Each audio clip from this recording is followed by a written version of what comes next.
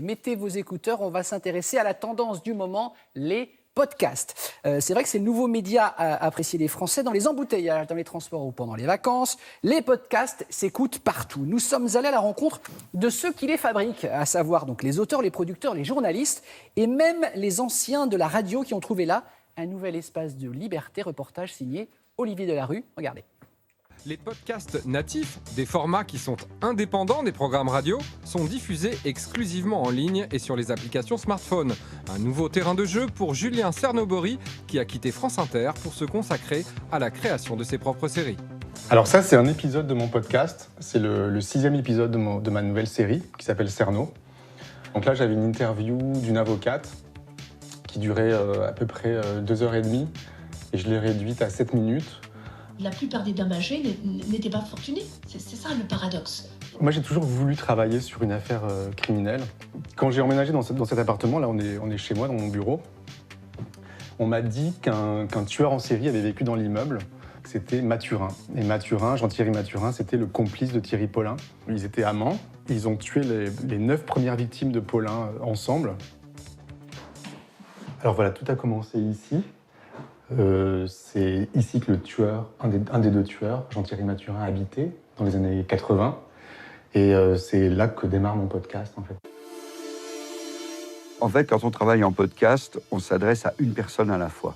On n'essaye pas d'être un mass média global qui plaît à tout le monde. Par contre, on entretient un rapport très fort avec les auditeurs et les auditrices qui, elles et eux, entretiennent un rapport très fort avec leur podcast préféré.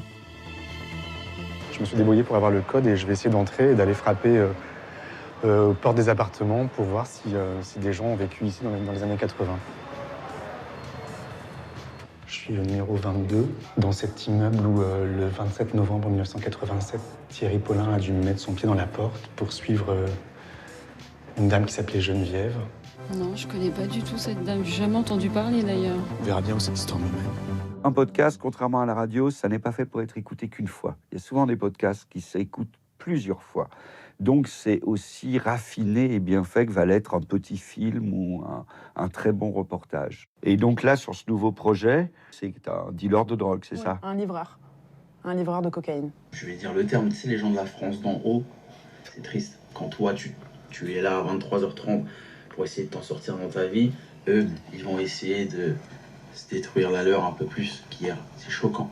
Lui, il a dit oui parce qu'il a pu écouter d'autres trucs que j'ai fait, les autres choses que Arte propose, et se dire, bon, là, ma parole, elle va pas être justement instrumentalisée comme ils ont l'habitude de voir plutôt dans les médias quand on parle de quoi.